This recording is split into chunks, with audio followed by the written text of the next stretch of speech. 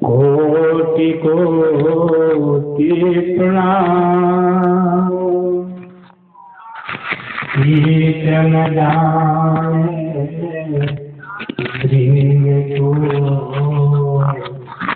गुरु कर ले आपो समान। सदगुरु निवाजिए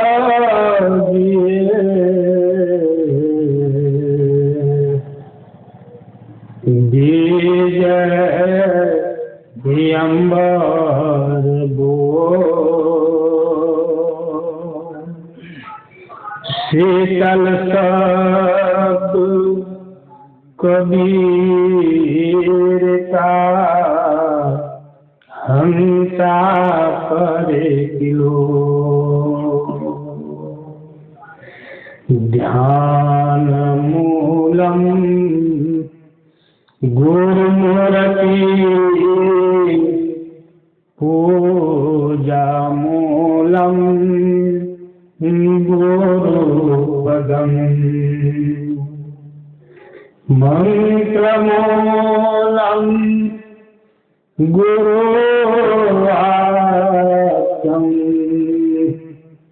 मोक्ष मूलम गुरु कृपा। सत्संग सभा में उपस्थित सभी ईश्वर स्वरूप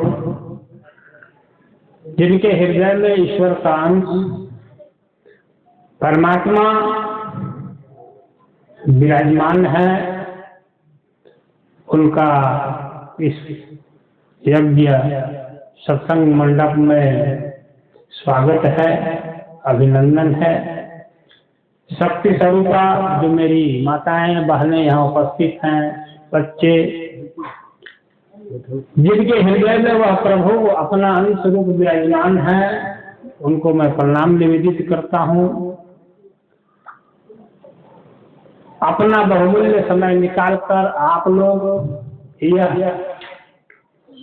सभा मंडप की शोभा बढ़ा रहे हैं और हमारे अंदर जो छिपा हुआ कुछ ज्ञान है उसको बाहर निकालने का आपने अवसर दिया है।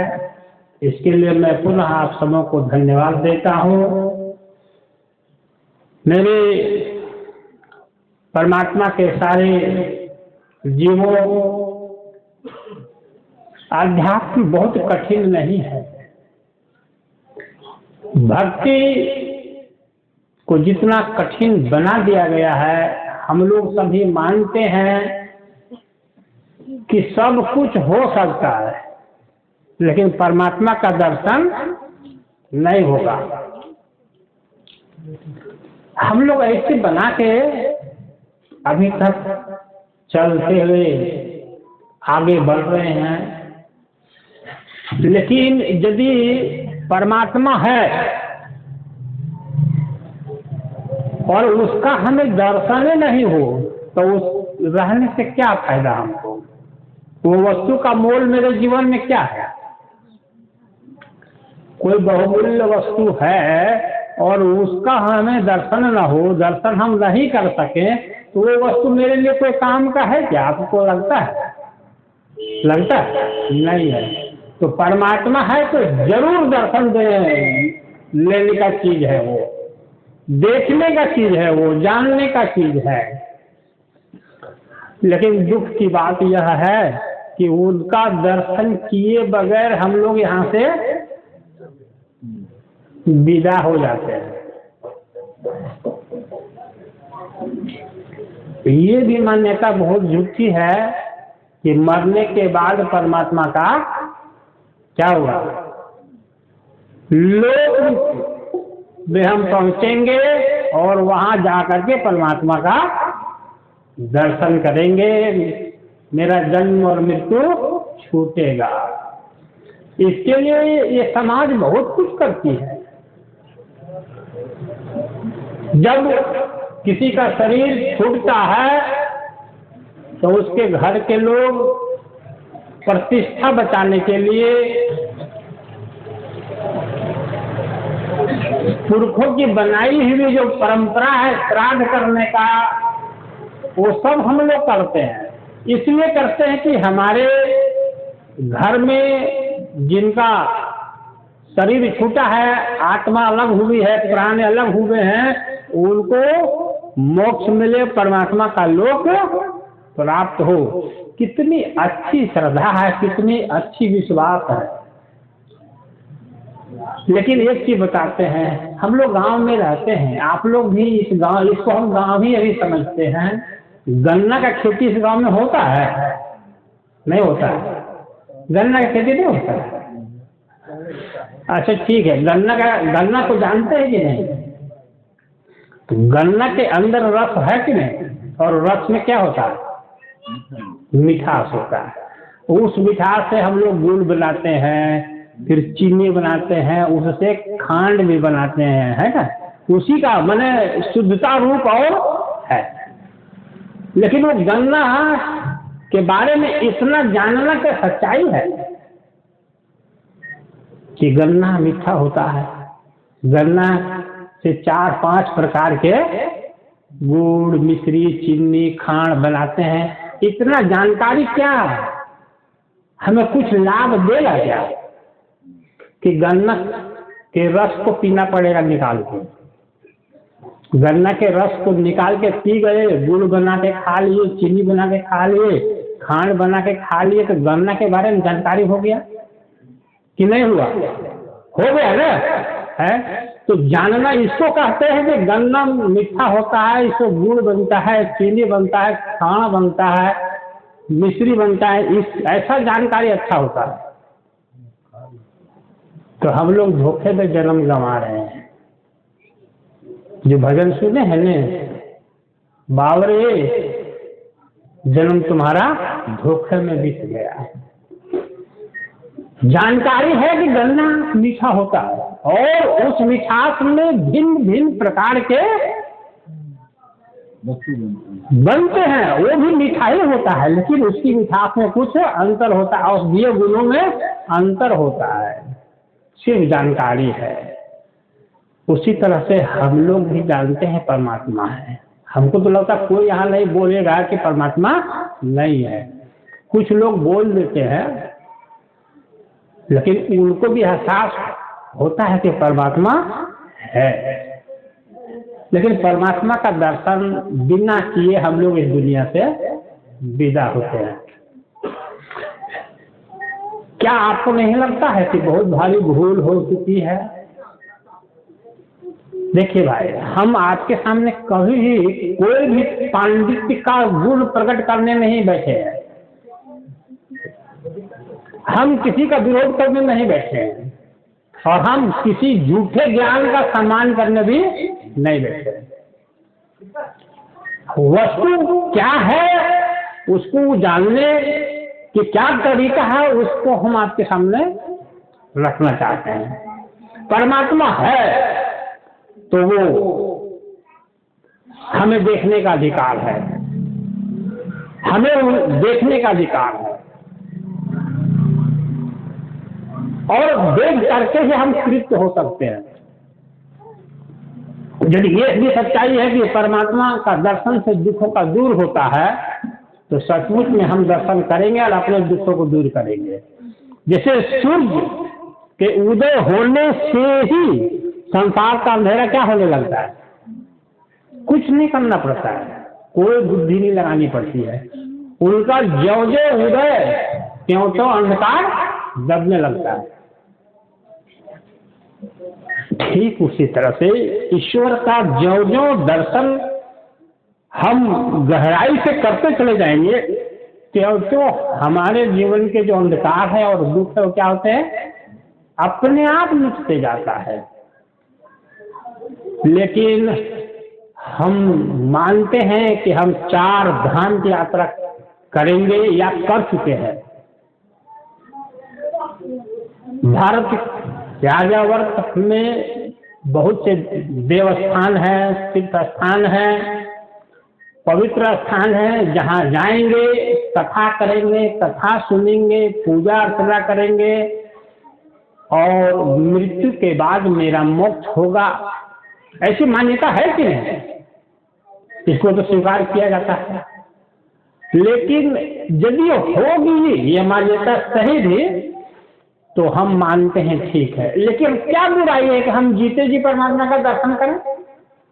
क्या उसमें कुछ गड़बड़ी होगा क्या? मरने के बाद जब होता है तब तो बहुत बढ़िया है, लेकिन जीते जी यदि दर्शन हो जाए तो कुछ कमी है, गड़बड़ियां है, हानि होगा क्या?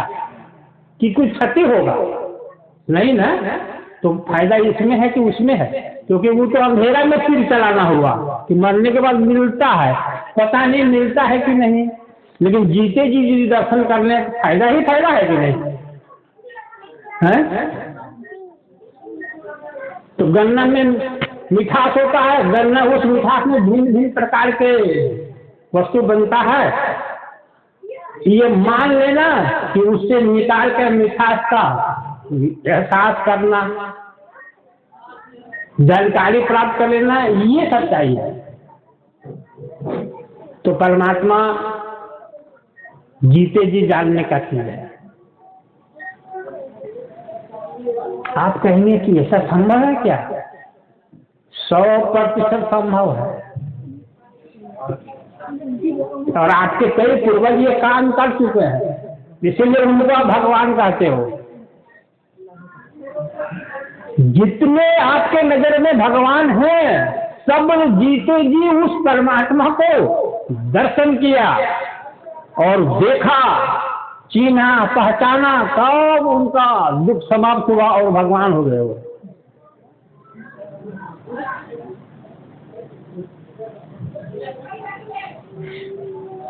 आपको क्या लगता है कि गन्ना यहाँ पर है? गन्ना एक पौधे में होता है जी, एक पेड़ छोटा सा होता है ना।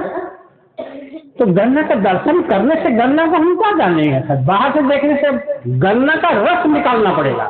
तो गन्ना का रस कहाँ है? गन्ने में है। और उस रस से हमें गुड़ बनाना होगा। फिर गुड़ से क्या बनता है? चीनी। चीनी से क्या बनता है? खांड बनता है और मिश्री बनता है। और सबका गुण अलग अलग होता है। कह देने से ये काम नहीं होगा, करना पड़ेगा। गन्ने से सब कुछ अलग अलग करना पड़ेगा, निकालना पड़ेगा। तो आप क्या समझ रहे? हम गन्ना की कथा कह रहे हैं आपके पास, गन्ना से गुड़ निकालने के सिखला रहे हैं हम आपके पास। वो गन्ना आपको कह रहा हूँ कि सारी आम जनता को कह रहा हूँ, इसमें बहुत मीठा रस है इस शरीर में, और उस रस में बहुत बढ़िया बढ़िया मिश्री बनेगा जो सारे वैद्यों को अच्छा लगेगा, सारे वैज्ञानिकों को अच्छा लगेगा, सारे रोगों का वो मिश्री और खां से इलाज होगा। मतलब ये जो काया है ना, ये अनमोल काया है, इसमें गन्ना में रस छिपा हुआ, वैसे इस शरीर में परमात्मा छिपा हुआ है। कोई नहीं है ऐसा शरीर जिसमें परमात्मा छिपा हुआ नहीं है। और कैसे छिपा हुआ? जैसे गन्ना में रस छिपा हुआ। छूने से गन्ना कैसा लगता है? कठोर लगता है, हार्ड लगता है, लेकिन रस उसमें है। उसी तरह से ये शरीर मनुष्य का दिखता है, लेकिन इस मनुष्य के शरीर में परमात्मा रस रूप में स्वयं विराजमान है, जिसको आत्मा कहते हैं। आत्मा कहते हैं उसको। और वो आत्मा का बिना दर्शन किए हुए है ना, राजमहल से विदा होइए, है ना, चाहे कनक महल से विदा होइए, चाहे स्वर्ग से विदा होइए, चाहे नरक से विदा होइए। विदा मतलब शरीर छोड़िए, कहाँ जाइएगा कोई पता नहीं। आपके दुखों का अंत कभी नहीं होगा, जन्म खत्म नहीं होगा, मृत्यु खत्म नहीं होगी, स्थिरता नहीं आएगी। परमात्मा के दर्शन से ही सारे दुख समाप्त होते हैं। और दर्शन करने के लिए इस दुनिया में कोई मंदिर नहीं है। जहाँ पर आपके अंदर छिपा हुआ परमात्मा है ना, बाहर में दिखता हो किसी को और दिखा है आज तक। भगवान शंकर की मूर्ति को आप देखो बढ़िया से, एकदम मुद्रासन में बैठे हुए हैं। फोटो वगैरह आप देखिए, या मंदिर जहाँ बनाया गया है वहाँ उनकी प्रतिमा को देखिए, मुद्रा में बैठे हुए हैं, सहज मुद्रा में, आंखें बंद है, मुखमंडल लाल है, लगता है कि अंदर में कहीं ये समा करके और कुछ देख रहे हैं। हम कहते हैं ये भगवान है। तो क्या देख रहे हैं भाई आसन में? आंख बंद करके भीतर में क्या देख रहे हैं? किसको देख रहे हैं? चाह नहीं है उनके अंदर, चिंता नहीं है, दुख का एहसास नहीं है। क्यों? क्या पाए हैं? मेरे भाई, वो अपने गन्ना के अंदर जो रस है उसको देख भी रहे हैं, उसका स्वाद ले रहे हैं। मतलब शिव जी जो नर रूप में दिखते हैं, योगी रूप में दिखते हैं, महादेव जो हैं उनके 3.5 हाथ के काया में एक अद्भुत ईश्वर विराजमान है। आसन के रूप में उस शरीर का प्रकाशक, शरीर का ज्ञानी, शरीर का विज्ञान, शरीर को ताकत देने वाला, ऊर्जा देने वाला, बल देने वाला, विवेक देने वाला जो आत्मा है वो विराजमान है। उसको उस तरह से शिव जी ध्यान मुद्रा में देख रहे हैं जैसे हम पृथ्वी पर हो और चांद आसमान में हमें पूर्णिमा की रात्रि को दिखाई देती है। हम पृथ्वी पर हैं और हमारे सिर पर आसमान है, और उस आसमान में एक प्रकाशक चंद्रदेव पूर्णिमा में कितना सुहावना दिखते हैं, मधुर लगते हैं देखने में। उनका मीठा मीठा प्रकाश पूरे आसमान में फैलता है। उस तरह से हमारे ऊपर, हम मनुष्यों के ऊपर हमारी आत्मा हमको ही दर्शन देती है, हमारी आत्मा हमको ही दर्शन देती है। अब जब हम लोग अपनी ही आत्मा को हम अपने ऊपर देखने लगेंगे तो वो आत्मा के अंदर एक और परमात्मा छिपा हुआ है, जो आत्मा का पिताजी कहते हैं या ईश्वर कहते हैं, वो पीठ ठोकता है हमारा। सब भक्त मेरे साइयां, सब भक्त मेरा साइयां, सुनी सेज न कोई, और बलिहारी वाघट की जा घट प्रगट होए। ये कबीर साहब की वाणी है। किसी ने इसको मुसलमान कहा, किसी ने गुरु का नाम पूछा, किसी ने कुल खानदान इनको पूछा, उनकी वाणी है। संसार को मालिक दिया, मान वही लोगों ने दिया जो उन्हें चिन्ह पाया, उनकी वाणी को समझ पाया। बाकी सब लोग अपमान ही किया है इस पृथ्वी को। कहते हैं कि सब घट में साइया मतलब परमात्मा छिपा हुआ है। कैसे छिपा हुआ? जिसे बताया गन्ने में रस छिपा हुआ है, दिखता है क्या बाहर से? पत्थर में आग होता है कि नहीं? तिल में तेल होता है कि नहीं? घी में, दूध में, घी में, दूध में घी होता है कि नहीं? पक्का। तो उसी तरह से साहब कहते हैं कि सबके शरीर में, सबके घट में परमात्मा छिपा हुआ है। तो परमात्मा छिपा हुआ, उसका प्रमाण है इस पृथ्वी में। हमारे शरीर को वही चला रहा है, ताकत दे रहा है, बल दे रहा है, बुद्धि दे रहा है। मुर्गा के पास हाथ नहीं होता, होता है कि नहीं? पैर होता है कि नहीं? आंखें होती है कि नहीं? मस्तिष्क होता है कि नहीं? छाती, वाणी, बुद्धि सब कुछ होता है कि नहीं? लेकिन मुर्दा ना देखता है, ना बोलता है, ना उठता है, ना बैठता है। क्यों? सोया हुआ मनुष्य जैसे होता है वैसे वो तो सोया हुआ है, उसको मुर्दा बोल रहे हैं। तब क्यों नहीं उठ के चलने लगता है भाई? चलाने वाला है, रूठ गया इससे, तब तो मुर्दा बोल रहे हैं। तो प्रमाण है कि परमात्मा इस शरीर में है।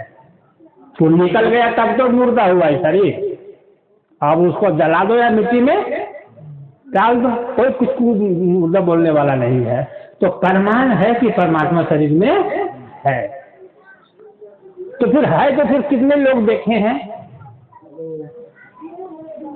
कितने लोग देखे अभी तक? नहीं देखे तो देखने का कोशिश कितने लोगों ने किया? क्या हमारे पूर्वजों की वाणी हमें झूठ लगती है क्या?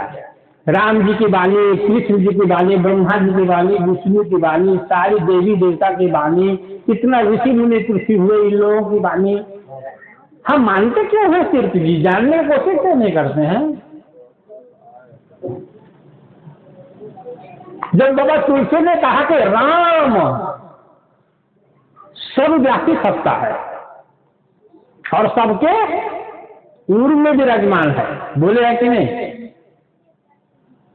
कितने लोग आज तो हम लोग भगवान राम तो सबके हृदय में विराजमान है। ये बाबा तुलसी कहते हैं रामचरितमानस में, राम ब्रह्म चिन्मय अविनाशी सर्व रहित सब उर्पुर वासी, सब जगह रह करके भी सबके हृदय में है। तो हम लोग कितने बार कोशिश किए कि हमारे हृदय में है, उनको जरा देखने की कोशिश किया जाए। हनुमान जी तो यह भी दुनिया को दिखा दिए हैं कि देखो भाई हमारे हृदय में राम सीता है, दिखाते। वो आपको बता रहे तुम मुंह देखो,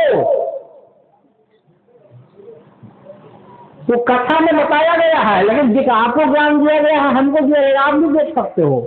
मतलब परमात्मा को मनुष्य का नहीं है, हाड़ मांस का पुतला परमात्मा नहीं है, सर्वव्यापी सत्ता है। वो तो एक पावर है, एक शक्ति है, और उसका अंश आत्मा इस शरीर में है। तो भगवान शिव अपनी आत्मा को इस तरह से अपने ऊपर देख रहे थे जैसे चांद को हम मनुष्य पृथ्वी पर रह करके आसमान में देखते हैं।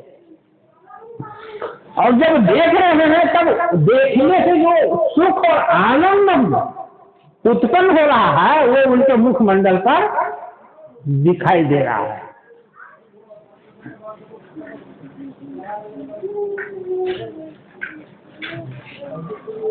तो हम जितने यहाँ बैठे हैं सच्चा में यदि भगवान का भक्त हैं, सच्चे में राम कृष्ण को पूजते हैं, सच्चाई में शिव जी को मानते हैं, सच्चाई में धर्म ग्रंथों को समझते हैं, चारों वेद 18 पुराण से वो शास्त्र, और हम अपने को सनातन मानते हैं, तो उस दिन हम सनातन होंगे, उस दिन हम राम कृष्ण के भक्त होंगे, उस दिन हम ऋषियों को प्यारा वंशज होंगे, जिस दिन हम अपनी आत्मा को चांद सूरज के जैसे अपने शरीर से बाहर देखेंगे। और जिस दिन देखेंगे उस दिन हम पक्का राम जी का भक्त, कृष्ण भक्त, शिव का भक्त होंगे। कबीर साहब को गुरु मानेंगे कि ऐसा बात सिर्फ ये दुनिया में आके बोला, मैं तो कहाँ ढूंढे रे बंदे, मैं तो तेरे पास में। तुम कहाँ मुझे ढूंढ रहे हो? मतलब क्या बोल रहे? कबीर साहब बोल रहे हमको तुम भगवान बोलो, मोको मतलब तुम भगवान को कहाँ ढूंढते हो? तुम्हारा भगवान तो तुम्हारे पास है, नहीं है तो एक मांस का लोथड़ा कैसे चलता है जी? मांस का लोथड़ा है ये, हृदय भी मांस का लोथड़ा है ना? आंख भी मांस का लोथड़ा है, कान भी मांस का लोथड़ा है, नासिका मांस का लोथड़ा है, जीभ मांस का लोथड़ा है। ये सब कैसे चलते हैं भाई? अपना अपना काम कैसे करते हैं? प्राण आत्मा निकल जाने के बाद ये मांस का लोथड़ा कहता है कि अब हमारी कोई ताकत है नहीं है, खत्म हो गया। जो ताकत देने वाला था रूठ गया, अलग हो गया। तो ये मांस के लोथड़ा को आदमी बना के रखने वाला, वैज्ञानिक बनाने वाला, ज्ञानी बनाने वाला,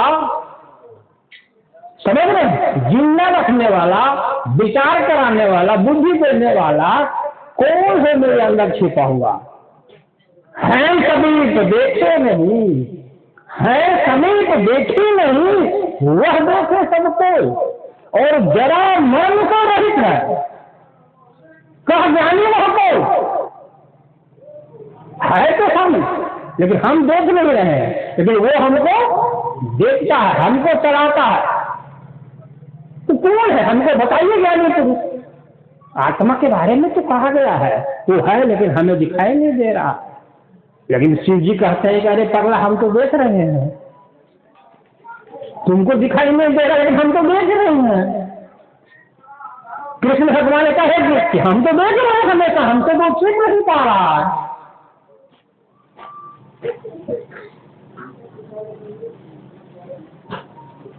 हमारे संसार में जो ऋषि हुए हैं बोल रहे, हम तो देख रहे हैं। तुम तो जानते हो कि तिल में तेल होता है, लेकिन हम तेल को तिल से बाहर निकालने का तरीका भी जानते हैं और उसकी गुण को भी जानते हैं। तो हम लोग कहते हैं कि जीव है इस शरीर में, आत्मा है इस शरीर में, लेकिन दर्शन हम लोग नहीं कर पाते हैं। दर्शन करने के लिए कोई बहुत बड़ी क्या तपस्या करना पड़ता है क्या, कि पैर को नीचे मुंडी को ऊपर 11 को एकादशी करना पड़ता है, 12 को मौनी अमावस्या करना पड़ता है, या बाबा जी के पास कांवड़ लेके जाना पड़ता है। जाओ भाई, सब करो, कौन रोकता है। लेकिन आत्मा का दर्शन के लिए, परमात्मा का दर्शन के लिए कहीं जाना नहीं पड़ता है। तीन के अंदर तेल को पाने के लिए कहीं जाने की जरूरत है कि तेल निकालने की जरूरत है। दूध से घी पाने के लिए कहीं फिर यात्रा करना पड़ेगा कि दूध से घी निकालना है। वैसे इस तन में परमात्मा ऐसे प्रकट होता है, ऐसे छिपलता है सब ऊपर में, जैसे फूल से खुशबू निकल के और वायुमंडल में क्या होगा, महमाने लगता है। हम लोग कहते हैं अरे भाई कहीं लगता है फूल का बगीचा है क्या, यहाँ बहुत बढ़िया महक आ रहा है। तो फूल से खुशबू हवा में मिला और हवा वायुमंडल में है, हमारी नाक में गंध लगा, पता चला कि फूल का खुशबू है ये। वैसे आत्मा इस शरीर से प्रकट होगा तो ऊपर में महमहाने लगता है, उसका दीदार होने लगता है। तब वही शिव जी कहेंगे आज तेरी पूजा सफल हो गई, आज तुम भक्तराज हो गए। दुनिया के सारे मजहब की लड़ाई खत्म हो जाती है। यहाँ पर हिंदू हो, मुसलमान हो, सिख हो, ईसाई हो, दुनिया में जितने धर्म में 4200 धर्म हैं इस पृथ्वी पर, अभी इस पृथ्वी पर, उसमें से 4199 धर्म वाले कोई एक धर्म जो है तो बोलता है तुम क्या हो, नालायक हो, तुम नहीं जानते हो ईश्वर को। एक बोलता है 4199 धर्मों को। बात समझ रहे हैं? मतलब कि एक धर्म दूसरे धर्म को अपने से अलग नीचा। इस सारी समस्या खत्म कहाँ होगी? जिस दिन अपने ईश्वर को आप अपनी नजरों में, अपनी सूरत में, अपने ऊपर प्रकट देखोगे, तब पता चलेगा कि इस संसार में अज्ञान के कारण इतने धर्म बने हैं। जब एक सूर्य है पूरे ब्रह्मांड में, एक ही चंद्रमा है पूरे ब्रह्मांड में, एक ही पृथ्वी है पूरे ब्रह्मांड में, एक ही आकाश है पूरे ब्रह्मांड में, 5 तत्व है, तो इतने मजहब कैसे होंगे, इतने भगवान कैसे होंगे? किसी का सूर्य आज तक पश्चिम से उगते नहीं देखा, जब भी देखा तो पूरब से। किसी की चांद जब भी दिखा हमको तो रात्रि में दिखा, दिन में नहीं दिखा। तो ये मजहब कहां से लगा? तो सारा धर्म कब खत्म होगा? जिस दिन अपनी आत्मा को अपने ऊपर आप खुद देखेंगे, और वो कैसे दिखेगा, जैसे फूल से खुशबू निकल करके महकता है।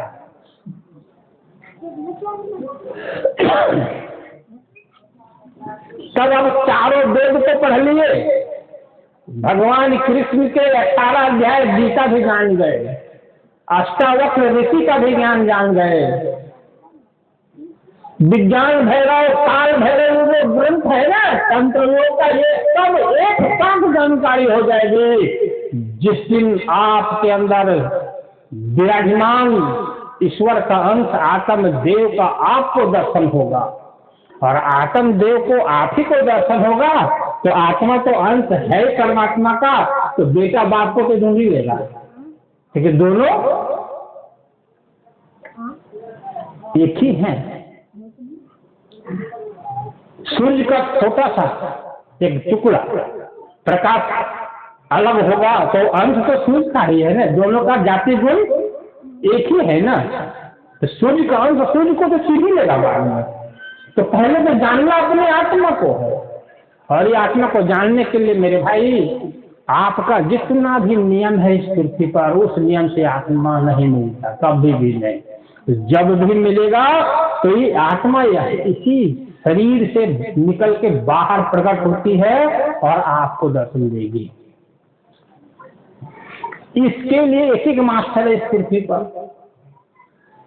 ये दर्शन कराने के लिए, ये दिखाने के लिए शरीर से बाहर एक एक मास्टर। उस मास्टर का नाम चाहे जलावा कहिए, चाहे अनपढ़ कह दीजिए, चाहे जात पूछ दीजिए, चाहे बाप का नाम पूछे या कुल का नाम पूछे, एक एक मास्टर है पृथ्वी पर, वही मास्टर सबका मास्टर है, अलग अलग रूप में। कहिए कैसे साबित कर सकते हैं? हाँ कर सकते हैं। इसीलिए तो दुनिया के लोग पूछा, बाबू तुम बढ़िया बात बोलते हो, गहरा बात बोलते हो, तुम्हारी अवस्था अभी बहुत अपरिपक्व है, लेकिन तुम इतनी गहरी बात बोलते कैसे हो? जरा बता लो कौन गुरु है तुम्हारा? मौन। अच्छा बताओ गुरु का नाम नहीं जानते, बताओ पिताजी का नाम क्या? मौन। अच्छा बताओ माता जी का नाम क्या? मौन। कोई रहे तब तो बताओ, कोई रहे तब तो बताओ। लास्ट में देखेगी दुनिया वाले को गुरु पर बहुत विश्वास है, तो बोले गुरु का नाम अब हम बता ही देते हैं। तो बोले मेरे गुरु जी का नाम है रामानंद जी महाराज। अब रामानंद जी के सारे शिष्य बोले आप तो बहुत भारी पाप कर दिए हैं गुरु जी। कैसे? उस जुल्हा को आपने अपना शिष्य बना लिया। बोला कौन जुल्हा की शिष्य बनाया? और रामानंद जी बोलने लगे, फौरन बोला, बोलो कबीर। बोले कबीर को फौरन पेश करो मेरे दरबार में। उनको पेश किया गया। कबीर साहब को बोला गया भाई हमारे गुरु जी तुमको बुला रहे हैं। बोले धन्य भाग मेरे, गुरु जी मुझे याद किए हैं। चलो सामने जब गए हैं, रामानंद जी महाराज कहते हैं कबीरा तुमको मैं कब दीक्षा दिया हूं? दीक्षा का पूरा वृत्तांत बताए। तो बोलते हाँ हाँ वो बालक तुम ही है। हाँ गुरु जी मैं बालक वही है। मैं इसे बहुत गहरा नहीं बताना चाहता हूँ, मैं ये बताना चाहता हूँ कि बार बार संसार परवश कर दिया उस 11 साल के बालक को गुरु का नाम बताने के लिए। तो उन्होंने देखा कि इस पृथ्वी पर रामानंद महाराज से सात्विक वैष्णव ज्ञानी साधु और कोई नहीं है, उन्हीं को हम गुरु के रूप में संसार को पेश कर देते हैं। लेकिन उनका कोई गुरु क्या बोला? ऐसा कोई दूसरे बोला अरे साहेब सबका बाप है। सुने हैं भजन, बेटा का हो का नहीं और बेटा हो के अवसर वह तो साहब नहीं। अरे मैं सबका बाप हम ही हैं, तो हमारा बाप तो है ही नहीं, हम आदि पुरुष हैं। तो हम किसको बता दें मेरा बाप कौन है, किसका नाम लें? तुम लोग बाप का नाम पूछते हो, माँ का नाम पूछते हो, कुल गोत्र का नाम पूछते हो, और हमारा कोई बाप माँ है ही नहीं, गांव है ही नहीं, ना मैं छाई छापरी, ना मोरे गांव ना गाँव, और जंगल मगल में जौ रमा रहो जैसे खुदल में बाप, उस रूप में हम गगल में रमे हुए रहते चेतन रूप में। तो तू हमारा घर पूछते हो कहाँ है, गोत्र पूछते हो।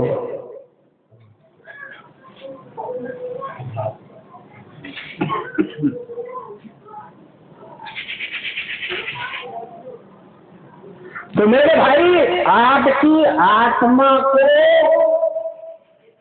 पानी के ऊपर जैसे सूखी लकड़ी, मोटा लकड़ी आप पानी में फेंक दो तो डूबता है नीचे, पानी में तैरते रहता है।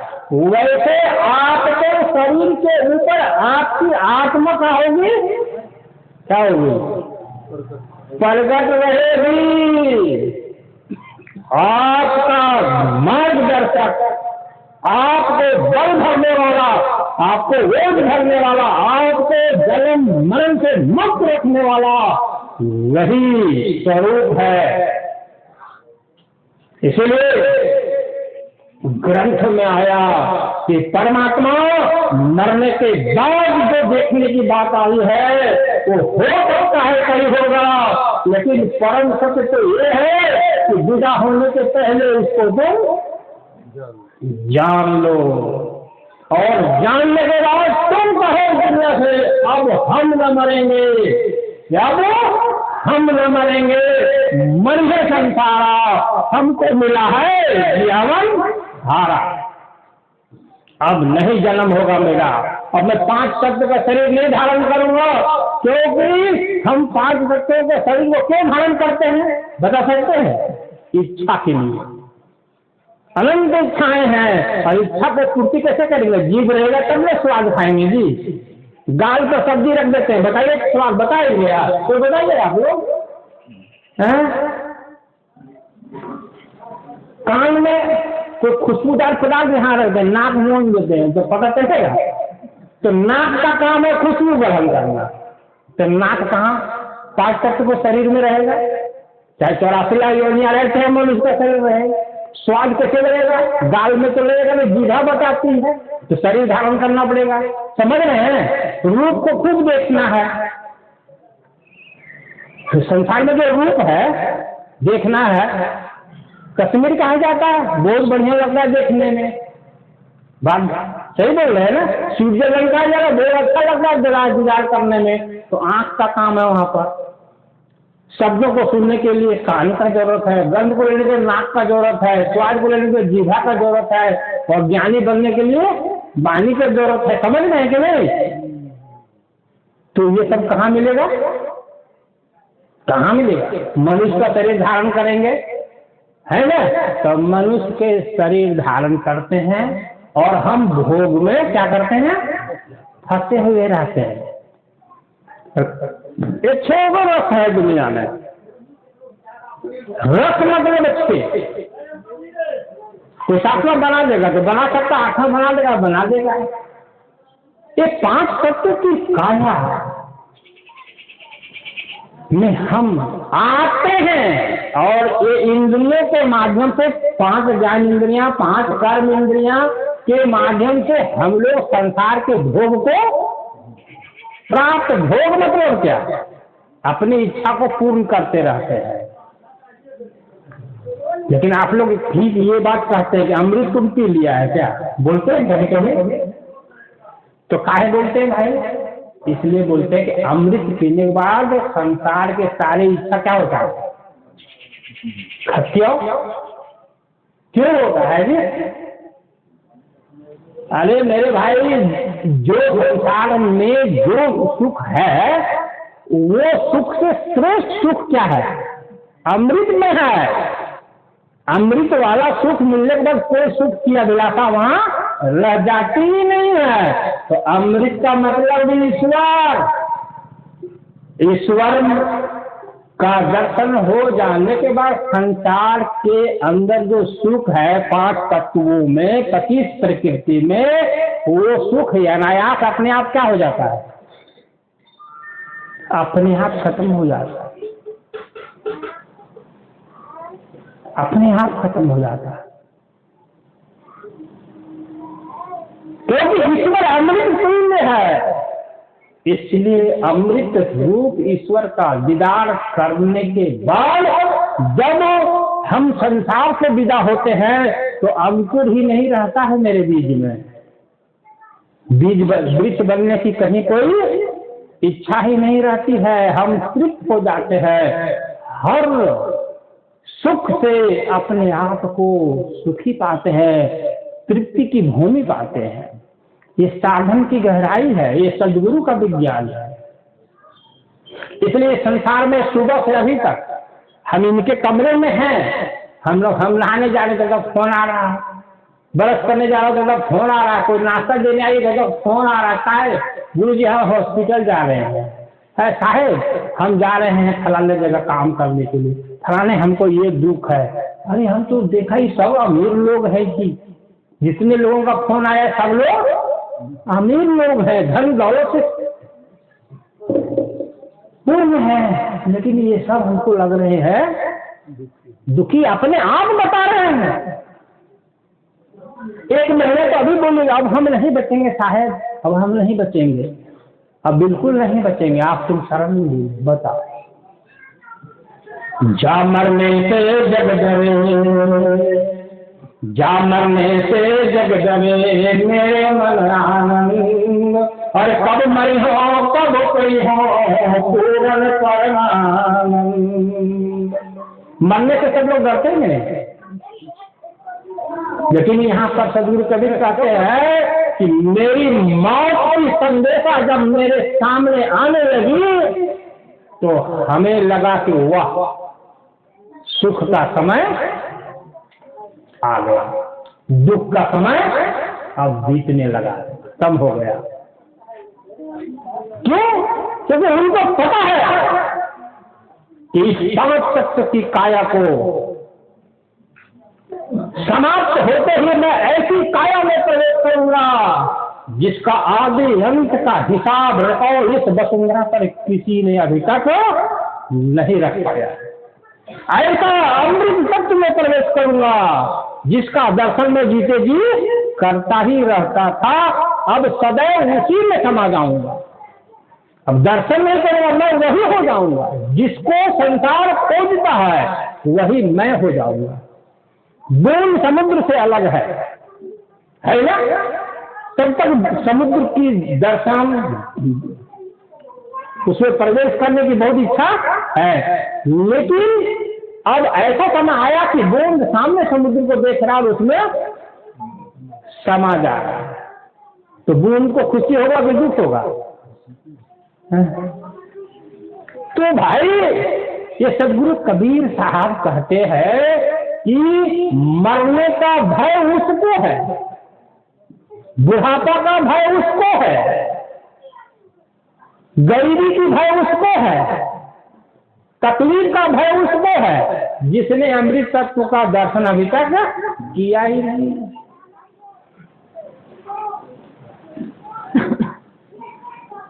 लेकिन जिसने अमृत तत्व का दर्शन कर लिया है ना, उसको टूटा टूटा घर से निकलने का समय आ जाए कि अब घर टूट गया है, अब इससे निकलो, तो वो रोएगा, बोलेगा ये घर छोड़ेंगे और कौन घर में प्रवेश करेंगे? समझ में आ रहा है ना बात?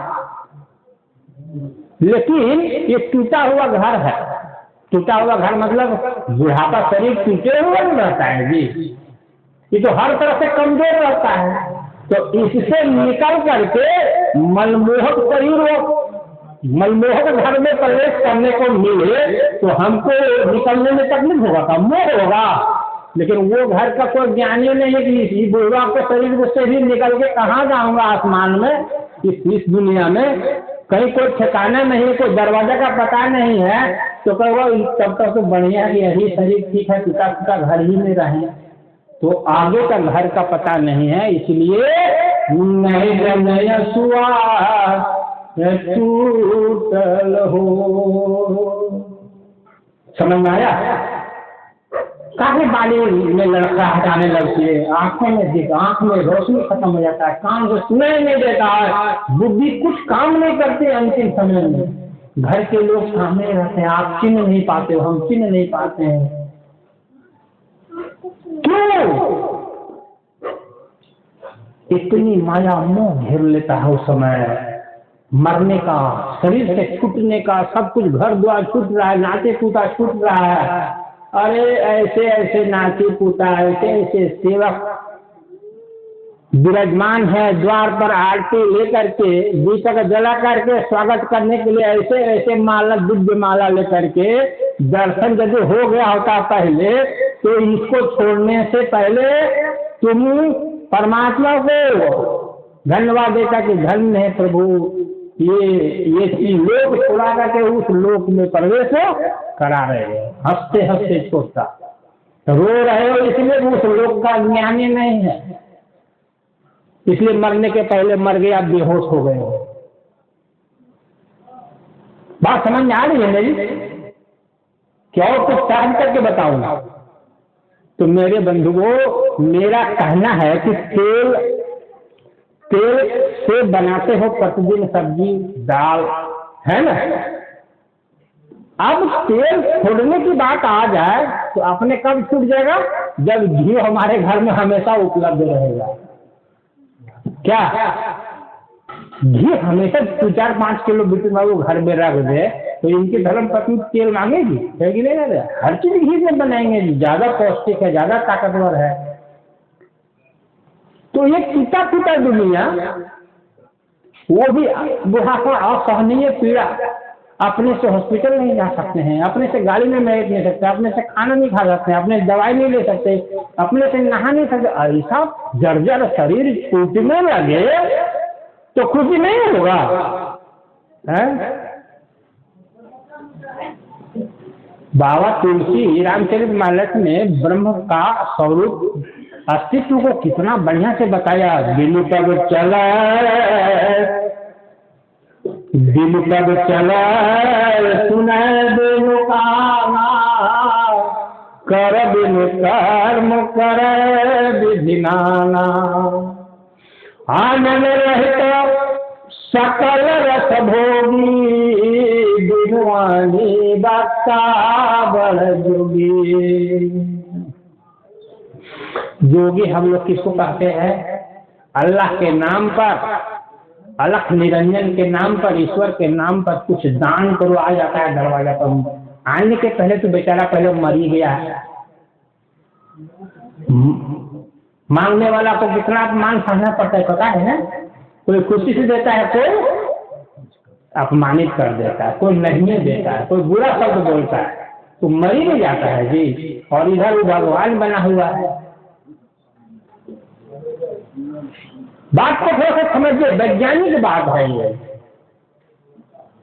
वक्ता बड़े जोगी, बाबा तुलसी ने जोगी किसे कहा? बिनु पग चलाए, माने जो बिना पैर का गमन करता हो। हम लोग को है सब पैर वाले हैं तो जोगी नहीं है, क्लियर। आंख हम लोग के सामने है, आंख में है, शरीर में है ना, लेकिन बोलते हो बिना वो आंख के देखता हो, वो कौन जोगी है भाई? बिना पैर के चलता हो, बिना आंख के चलता, देखता हो सब रूप को, और बिना जीभा के सब स्वाद ग्रहण करता हो, और बिना वाणी के सब कुछ बोलता हो। कौन जोगी की बात कहा है रामचरितमानस में? बिनु पग चलाए, सुने बिनु काना, कर बिनु कर्म कर विधि नाना। हम लोग अभी पटना जाना होगा, रेलवे स्टेशन का करेंगे, टिकट लेना पड़ेगा, हैं? और बादल को, हवा को पटना जाना होगा तो टिकट लेगा वो, जरूरत है? टीटी पकड़ेगा उसको? नहीं ना। अच्छा, एक देश से दूसरे देश में बादल को जाना होगा तो वीजा पासपोर्ट लगेगा, है? लगेगा? अभी लगेगा कि नहीं लगेगा? नहीं। अरे मेरे भाई, ऐसा देश में क्यों रहना जी?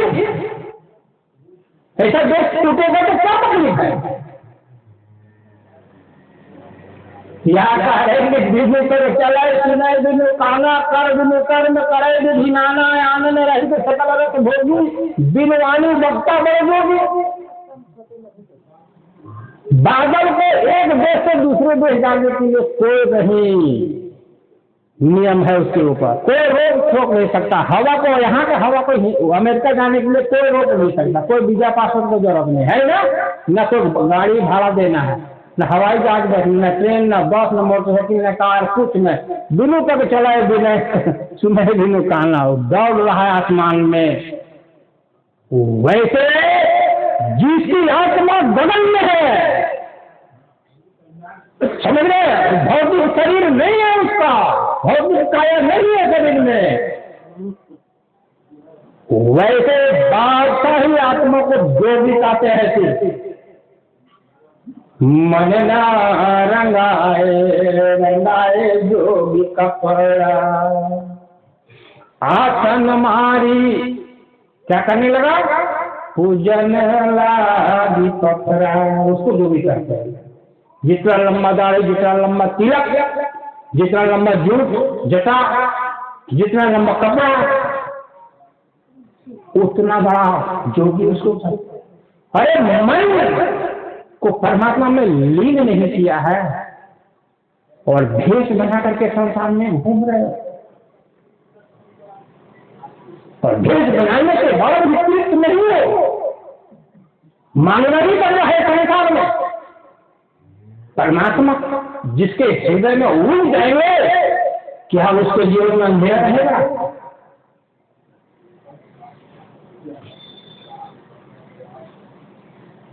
योगी की परिभाषा चैतन्य की अस्तित्व है, चैतन्य की अस्तित्व है, अमृता का वह शिखर है जिसके ऊपर कोई नियम लागू नहीं। बादल के ऊपर कोई नियम लागू है क्या दुनिया का? कोई संविधान उसके ऊपर लागू है क्या? नहीं। कोई पुलिस एसपी कमिश्नर का कोई नियम लागू है उसके ऊपर क्या? नहीं।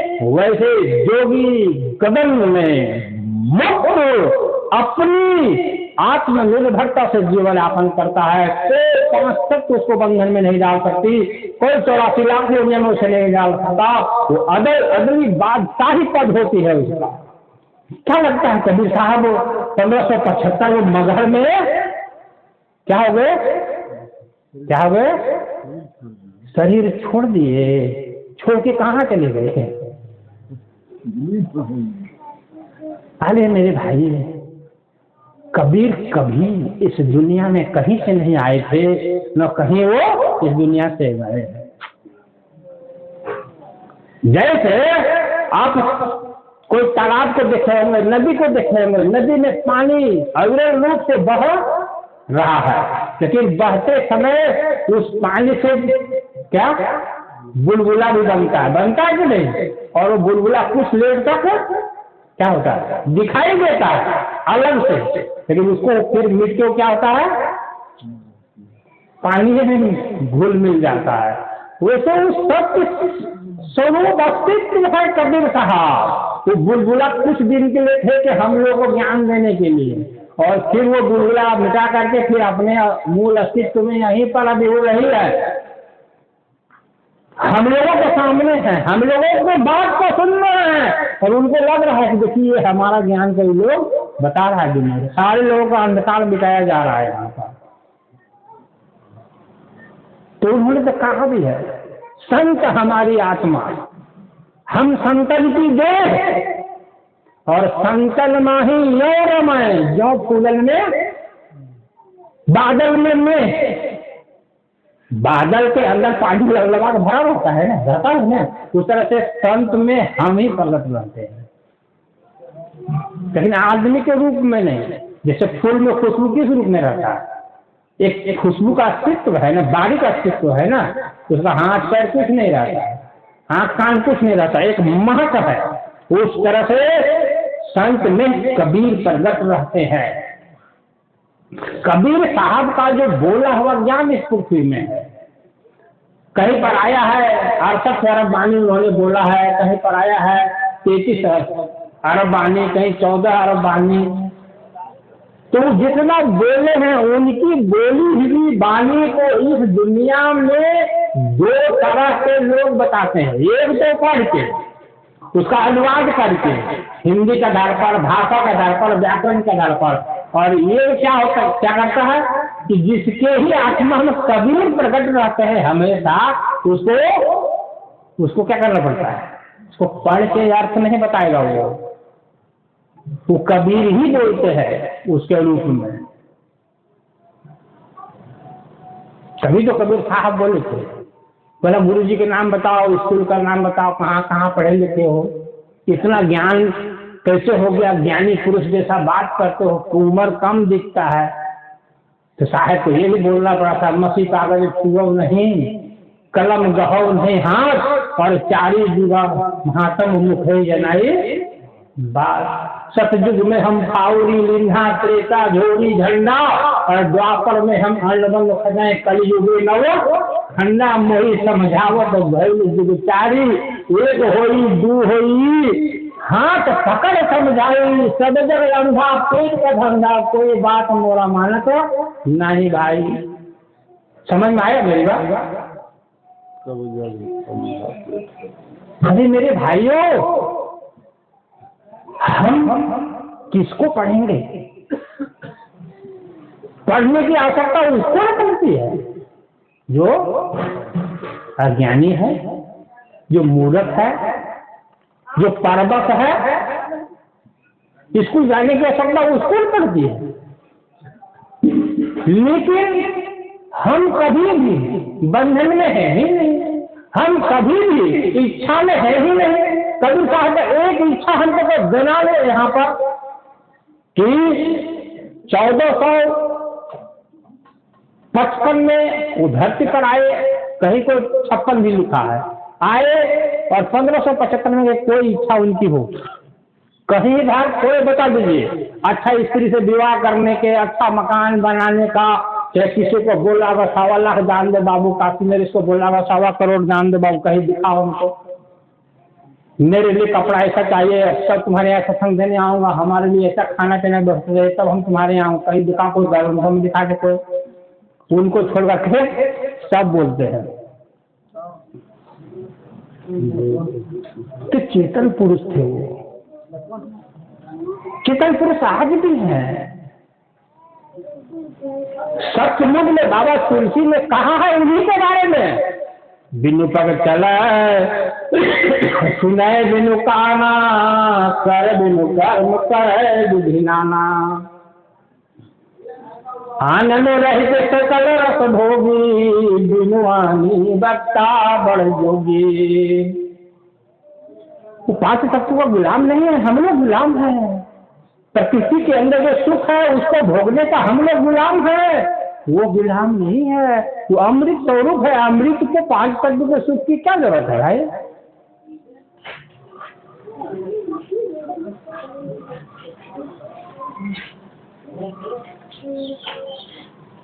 तो 5 तत्व का जो भोगने की इच्छा है कब टूटती है? जब अमृत हमेशा हमारे पास है, क्या होगा? उपलब्ध रहेगा। सच्चाई है कि नहीं? अमृत हमेशा उपलब्ध रहेगा तो 5 तत्व को भोगने की इच्छा अपने आप का होगा, टूट जाएगा। तो ये अस्तित्व में कबीर साहब हमेशा रहते हैं, इसलिए वो आदि पुरुष हैं। वो नहीं है हिंदू, नहीं है मुसलमान, नहीं है सिख, नहीं ईसाई है, न नर है न देवता है, वो सबसे परे है, जहां से संपूर्ण जगत प्रकट हो जाता है, क्रमशः गति से प्रकट होता है। जैसे जल से वाष्प बन जाता है, जल से बर्फ बन जाता है, जल ही ग्लेशियर बन जाता है ना, और सब फिर पिघल के जल ही हो जाता है। कबीर साहब के जो नर रूप, जो साधु रूप जो दुनिया में फोटो है तरह तरह का, वैसा कोई कबीर नहीं है, नितराजी कबीर।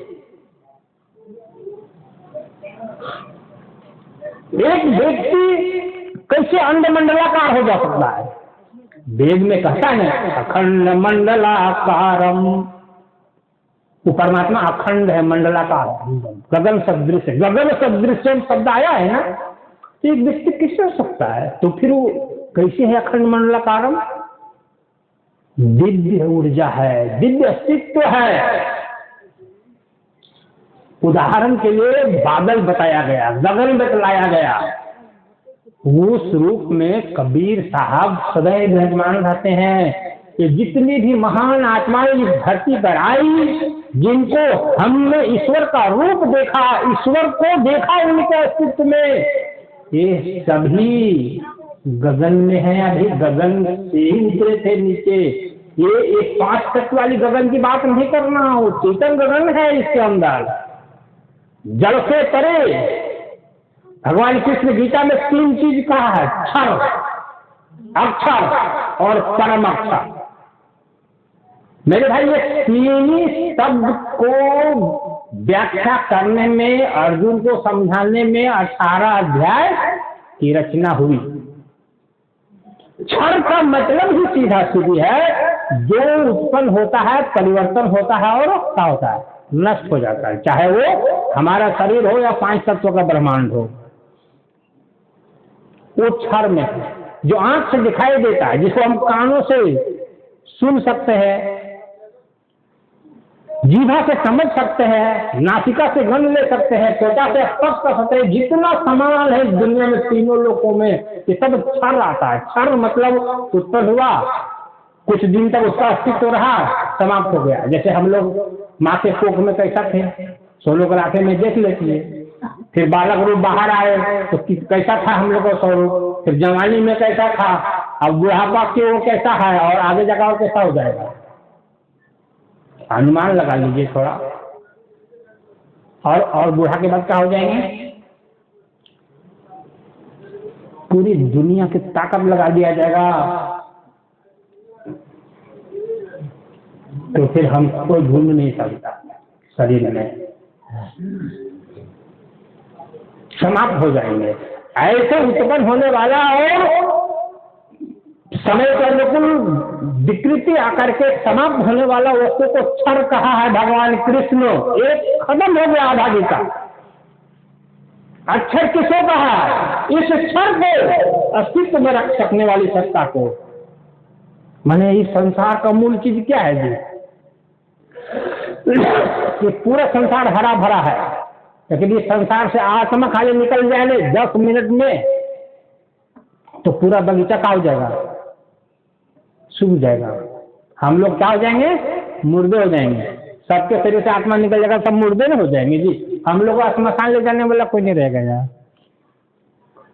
तो दूसरा शक्तिमान तत्व तो अक्षर है, जिसको आत्मा कहते हैं। कृष्ण भगवान बहुत बड़े समझाया गीता में। और क्षर और अक्षर के पार एक और अस्तित्व है, परम अक्षर। गीता में कृष्ण भगवान ने कहा अर्जुन ये अनादि तत्व है, ये कभी था कभी नहीं रहेगा, ये बात इसके ऊपर लागू नहीं होता। ये अखंड इसी को कहा गया है, अनादि इसी को कहा गया है। यही है परमात्म तत्व। यही अक्षर को, यही परम अक्षर को जो भी आत्मा पर प्राप्त कर लेता है, वो परमात्मा स्वरूप उसका जीवन हो जाता है, उसका जन्म मरण खत्म हो जाता है। वो परमात्मा की सृष्टि से भी निकल करके परमात्मा स्वरूप रहता है। ये 3 शब्द है, क्षर अक्षर परम अक्षर। इसी को समझाने के लिए सारा ग्रंथ की रचना हुई है, और इससे बाहर दुनिया में कोई कुछ नहीं बोला। अब समझाने के लिए, क्षण को पूरी व्याख्या करने के लिए हमारे साथ आपको कम से कम 1 महीना हम लगातार 2-3 घंटा बोलेंगे तो पूरा लेसन समाप्त होगा अक्षर के बारे में। अक्षर की इतनी सीमा है, इतनी इसका विस्तार है कि इसको समझाने के लिए भी तुमको 2-4 महीना लगातार समय देना होगा। और परम अक्षर तो परम है ही। परम अक्षर तो परम अक्षर है ही। जैसे एक उदाहरण देता हूं, आप एक बीज को देखो, एक आम के बीज, जो आम खा करके गुठली फेंक देते हो, उस गुठली को हाथ में लो और मैं आपसे पूछे बाबा जी आपको क्या क्या चीज दिखाई देता है इसमें, तो बोलेगा गुठली दिखाई देता है, आम का खाया हुआ गुठली है, बीज है। लेकिन कोई बोलेगा नहीं नहीं नहीं, इसमें वृक्ष है। कोई ज्ञानी पुरुष बोलेगा नहीं नहीं नहीं, इसमें वृक्ष है, वृक्ष में लगे हुए फल है और फल में फिर वृक्ष है, वृक्ष में फल है। मतलब समझ में आया? तो वो सब सूक्ष्म रूप से किसमें? बीज में है।